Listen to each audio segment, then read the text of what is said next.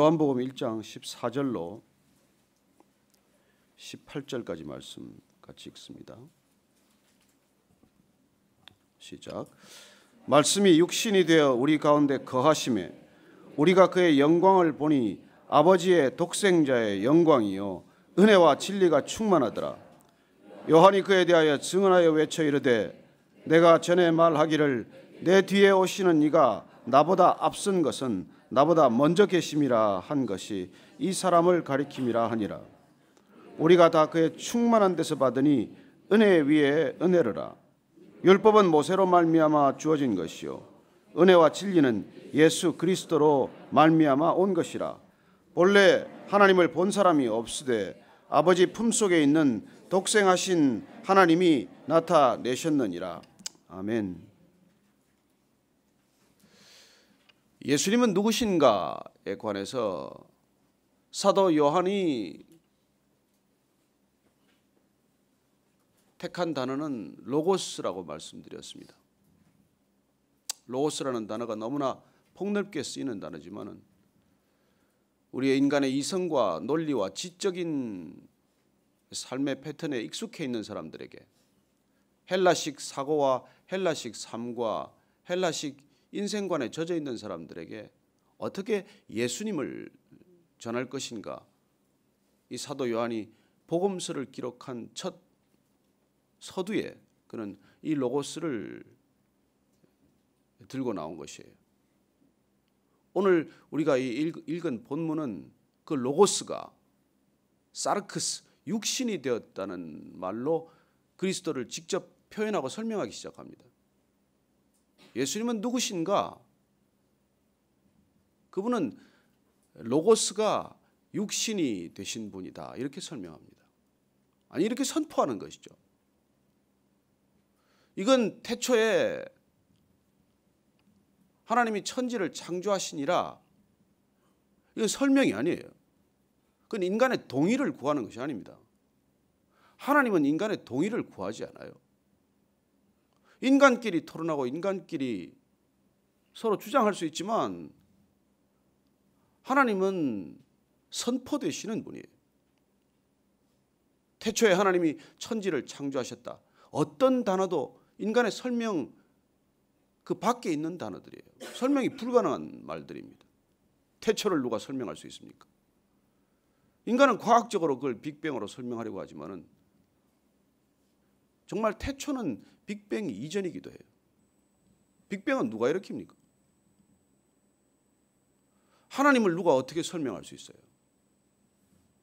설명되면 하나님이겠습니까?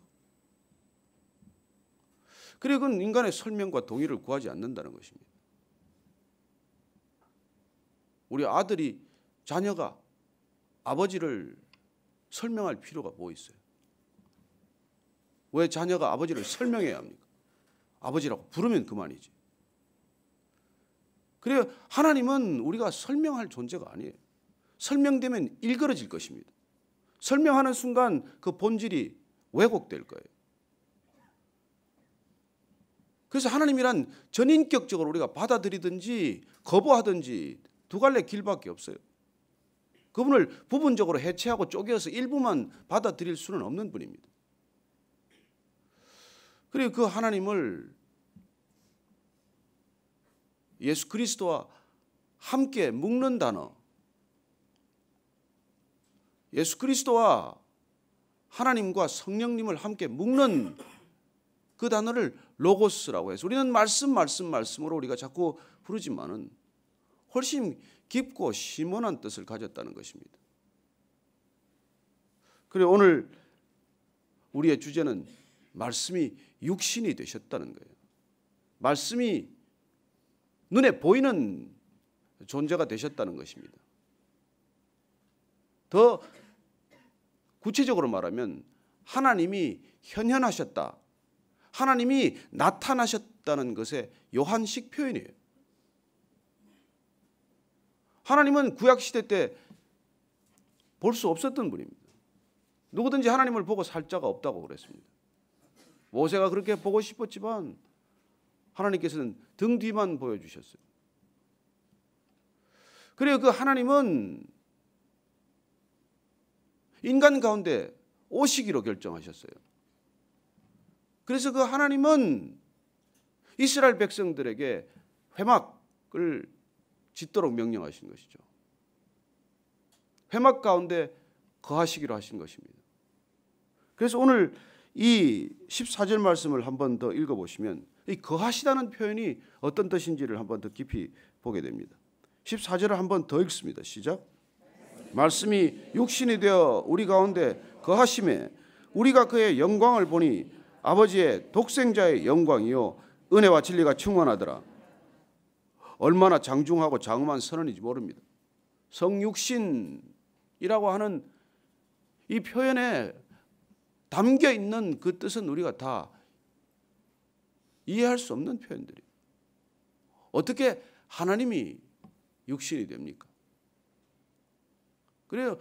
말씀이 육신이 되셨다는 것, 그것은 하나님께서 우리 가운데 거하시기로 작정하셨다는 것입니다. 이 거하시다는 말의 원래 뜻이 장막을 치다는 뜻이에요. 장막을 짓다는 말입니다. 하나님께서 구약시대 때 출애굽한 백성들에게 장막을 짓게 하시고 그 회막에 거하셨던 것처럼 동일하게 예수 그리스도께서 이 땅에 오셨다는 것은 하나님께서 우리에게 장막을 치고 거하셨던 구약시대의 신약적 표현이라는 것이죠. 동일한 사건이에요.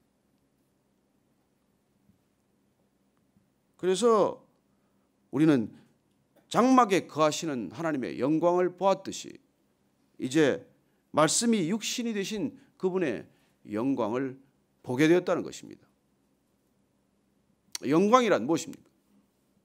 하나님의 빛이죠. 우리가 눈으로 다 볼 수 없는 그 빛이기 때문에 하나님께서 우리가 볼 수 있는 구름으로 임재하셨고 그 구름에 덮인 회막 가운데 영광이 임하는 것을 모세가 보았던 것입니다. 출애굽기를 잠깐 한번 볼 필요가 있어요. 출애굽기 40장 마지막에 보면은 어떻게 하나님의 영광이 임하게 되는지를 보게 됩니다. 하나님께서 회막을 짓게 하시고 그 회막에 거하실 때 그 회막에 임하는 하나님의 영광을 출애굽기 마지막 40장 34절 이후에 이렇게 기록하고 있습니다. 한번 한 목소리로 같이 읽어볼까요? 시작.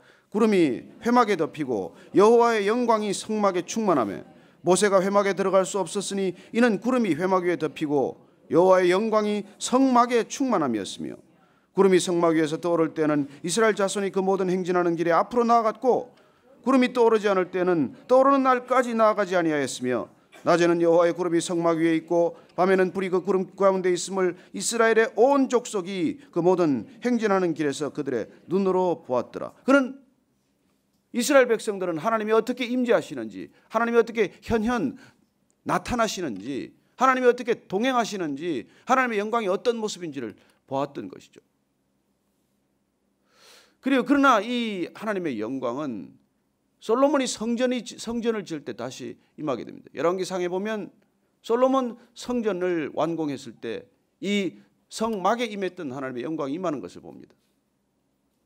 그러나 또한 이 영광은 인간의 타락과 전적인 타락으로 이스라엘 백성들의 전적인 타락으로 에스겔은 이 영광이 떠나는 것을 봅니다. 그리고 스가랴 선지자를 통해서 이 영광이 다시 오실 것이라는 약속을 받는 것이죠. 다시 오신다는 약속은 우리가 열왕기상 제가 다시 성전이 지어졌을 때를 한번 읽어드리겠습니다. 열왕기상 8장 10절 11절을 보면 제사장이 성소에서 나올 때 구름이 여호와의 성전에 가득하며 제사장이 그 구름으로 말미암아 능히 서서 섬기지 못하였으니 이는 여호와의 영광이 여호와의 성전에 가득함이었더라. 여러분, 여호와의 영광 그 성전에 가득했을 때 제사장이 서 있을 수가 없을 그런 영광이었다는 것입니다. 그러니 우리가 만약에 이곳이 성전이라면, 진정한 하나님이 임재하시는 성전이라면 우리의 자세와 태도는 어떻게 달라지겠습니까? 여기서 누가 큰 소리를 내겠습니까? 여기서 어떻게 사람이 다툴 수가 있습니까? 여기 안 계신 것이죠. 우리가 안 계신 곳에서 예배 드리는 것이죠. 안 계신 곳에서 예배를 드린다고 우리가 착각하는 것이죠. 에스겔은 그 영광이 떠나는 것을 보았어요.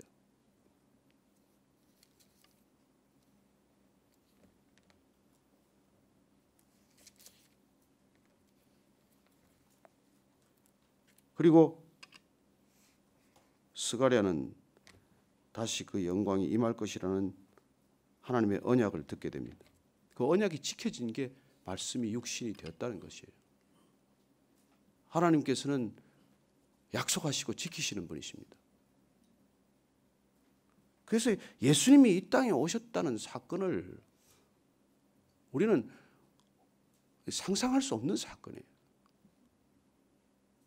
그 영광, 아버지의 독생자의 영광인데 그 영광은 은혜와 진리가 충만하다고 되어 있습니다. 이 구약적 표현은 인애와 진실이 충만한 분입니다. 이것도 또한 요한식 표현이에요. 요한은 은혜라는 단어를 여기밖에 쓰고 있지 않습니다. 그래서 이 요한의 정말 구약에 기록된 말씀이 성취된 이 놀라운 사건을 놓고 그는 은혜와 진리가 충만하다고 말하지만 그가 앞서 지금 1장 1절로부터 선언했던 그 생명과 빛이 인간에게 임할 때 우리가 수용하는 입장에서는 어떻게 우리가 반응하게 되느냐는 것이죠. 그분은 우리에게 생명으로 오셨고 빛으로 오셨어요. 그걸 우리가 또 다른 관점에서 표현한 것이 은혜와 진리라는 것입니다. 하나님은 생명으로 오셨어요. 빛으로 오셨어요. 사랑으로 오셨어요. 그런데 그걸 이 지금 사도 요한은 다시 은혜와 진리로 구약적 표현인 하나님의 성품인 속성인 인애와 인자와 진실로 표현한 것이죠. 요한이 그에 대해 증언합니다. 인 세례 요한이죠. 15절 말씀 다시 읽습니다. 시작. 요한이 그에 대하여 증언하여 외쳐 이르되 내가 전에 말하기를 내 뒤에 오시는 이가 나보다 앞선 것은 나보다 먼저 계심이라 한 것이 이 사람을 가리킴이라 하니라. 다시 세례 요한이 그에 대하여 증언하였는데 예수님이란 누구시냐를 다시 우리가 인간적 관점에서 측면에서 기술하는 것이죠. 육신으로 비록 오셨지만 다윗의 후손으로 오셨지만 지금 우리가 입고 있는 이 몸과 동일한 몸으로 입고 오셨지만 세례 요한이 이렇게 예수님을 증거할 때 보았던 이 육신으로서의 예수님, 이걸 사도 요한이 강조하는 이유는 사실 그 당시에 그렇게 떠돌았던 이단들의 가현설에 대한 반박이기도 해요.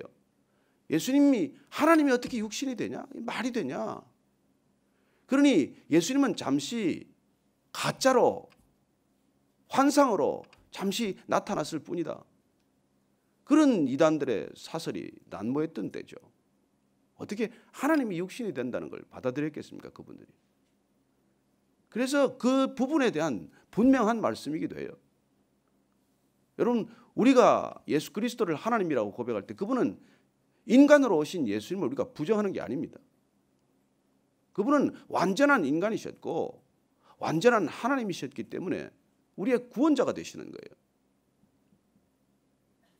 그분은 온전한 인간이고 흠없는 인간이기 때문에 인간을 대속할 수 있는 제물이 되신 것이죠. 그리고 그분은 완전한 하나님이시기 때문에 우리를 이 인간의 덫으로부터 죄로부터 구원하실 수 있는 분이죠. 그래서 예수 그리스도란 누구냐에 대한 정의를 내릴 때 우리가 신성과 인성을 완벽한 완전한 온전한 신성과 인성을 인정하지 않으면 우리는 딜레마에 빠져요. 그래서 오늘 이 세례 요한의 표현을 빌어서 그분은 지금 육신으로 오신 예수님은 이제 현현 드러나셨지만 사실 그분의 존재는 언제부터인가? 모세 전부터 있었다는 것이죠. 그래서 나중에 히브리서로 가보면 이분의 근원을 아브라함이 만났던 멜기세덱에까지 끌고 올라가는 것이죠. 도대체 예수님은 어떤 분이고 언제부터 계셨냐? 그분의 선제성, 우리가 지금 세례 요한이 나보다 먼저 계신 분, 먼저 존재하셨던 분, 선제하셨던 분, 그분은 언제부터 선제하신 분인가에 관한 얘기를 지금 들려주고 있는 것이죠. 그래요, 그분은 아브라함, 모세 이전부터 계셨던 분입니다. 아니, 그분은 창조 때부터 계셨던 분입니다. 그래서 우리가 예수 그리스도를 만난다는 것, 그분을 안다는 것, 그분을 육신으로만 알아서는 안 되는 것이죠. 슈바이처는 육신으로만 알았던 예수님을 얘기합니다. 르낭은 인간으로 오신 예수님만을 얘기합니다. 수많은 사람이 인간 예수를 존경할 만한 분이라고 말합니다. 아니, 그분은 우리의 존경 따위를 받을 분이 아니세요. 그걸로 우리가 의무를 다하는 게 아니에요.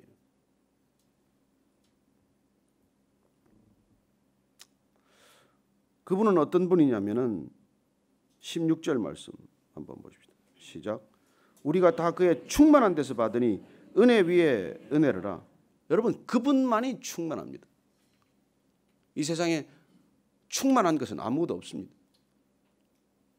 하나님만이 충만하시고 말씀이 육신이 되신 그분 안에서만이 충만한 것입니다. 그래서 말씀이 우리 안에 오셨다.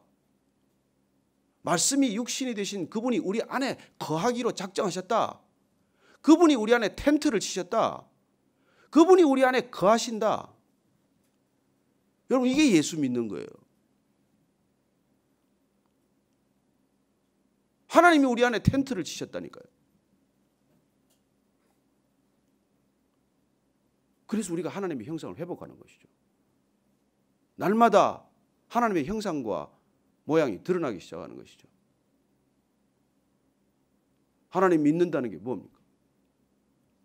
이 형상이 드러나기 시작하는 것이죠. 우리 안에 거하는, 우리 안에 텐트를 치신 그분 때문에, 그분의 충만함 때문에 우리는 넘치는 은혜를 고백하는 것이죠. 왜 한 해 돌이켜서 정말 어려움도 많고 잘된 일도 별로 없는데 우리는 은혜가 충만하다고 말합니까? 나 때문에 비롯된 은혜가 어디 있습니까? 우리의 상황을 보면, 형편과 처지를 보면 뭐 그렇게 썩 달라진 게 하나도 없고, 아니 더 나빠졌는데, 더 힘들어졌는데 왜 우리는 이렇게 은혜 위에 은혜, 충만하다고 말합니까? 내 안에 계신 그분의 충만함에서 흘러나오는 것이고, 그분의 충만함 때문에 우리가 어쩔 줄 모르는 것이죠. 이게 예수 믿는 거란 말이죠.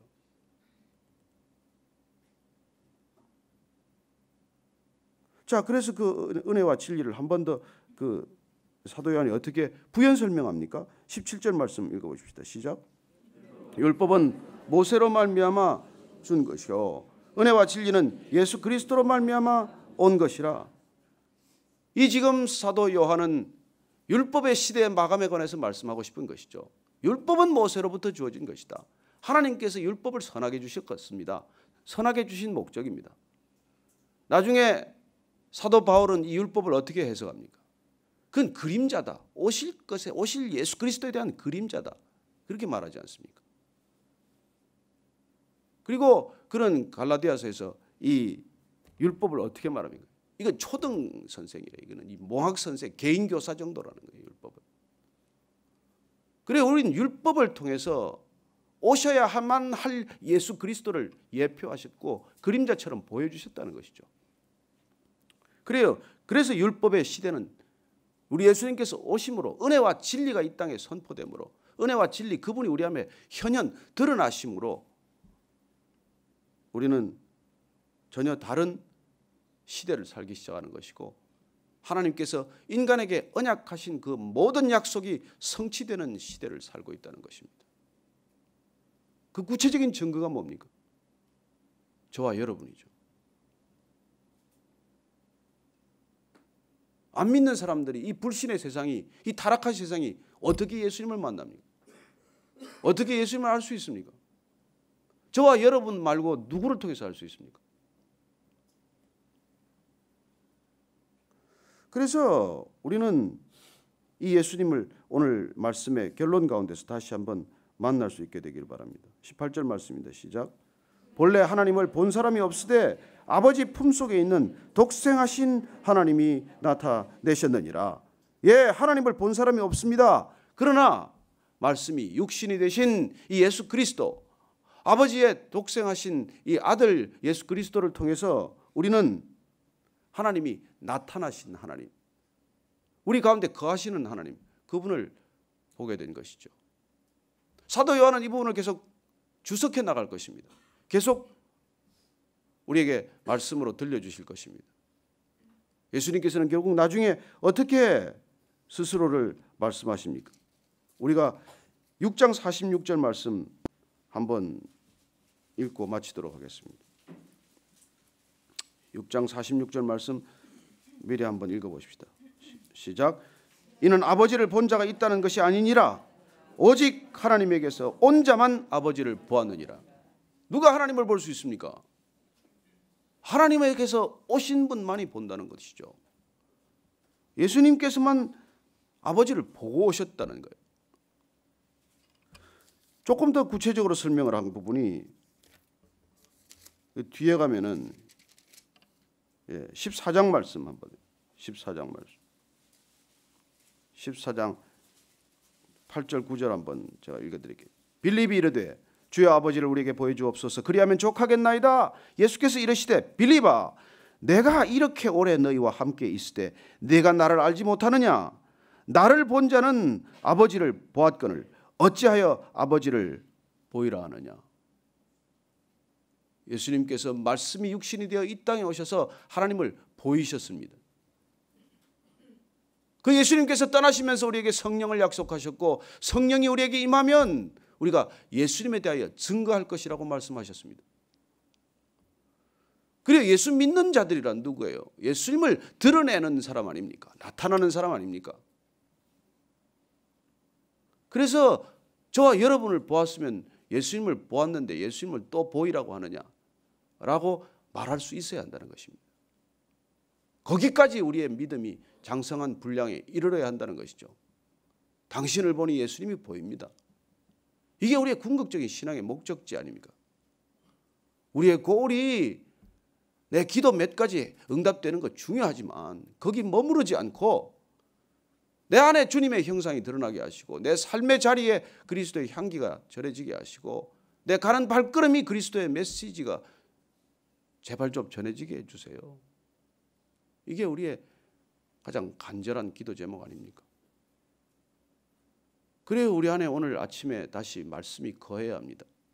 하나님께서 치신 텐트를 연상하십시오. 내 안에 중심에 회막이 있다는 것을 믿으십시오. 그 회막에 저와 여러분이 주님을 만나는 장소에 그분을 배워야 한다는 것이죠. 우리가 이 말씀을 왜 봅니까? 이 말씀이 육신이 되신 예수님입니다. 이 말씀이 곧 하나님이심입니다.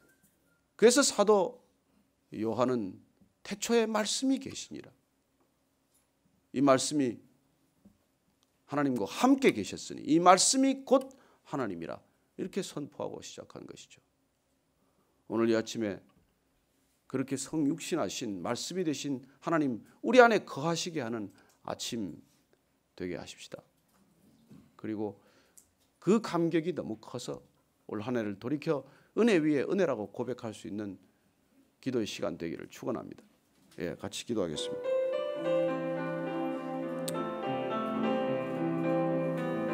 하나님 아버지, 하찮고 비천한 인간에게 약속하신 대로 은혜 위에 은혜가 충만하고 하나님 상상할 수 없는 일들이 일어나고 있는데 우리 주님 앞에 다시 한번 고개 숙여 기름이 떨어지지 않게 하시고 풍성한 기름을 가진 처녀가 되어 신랑 되신 예수님을 맞이하는 아침이 되게 하여 주옵소서. 아침에 다시 한번 주님을 바라봅니다. 아니 내 안에 계신 주님을 다시 한번 바라봅니다. 말씀이신 주님께서 내 안에 거하시는 것을 믿음으로 고백하기를 원합니다. 주님, 내 안에 내가 그리스도가 사시고 내가 죽는 아침이 되게 하여 주옵소서.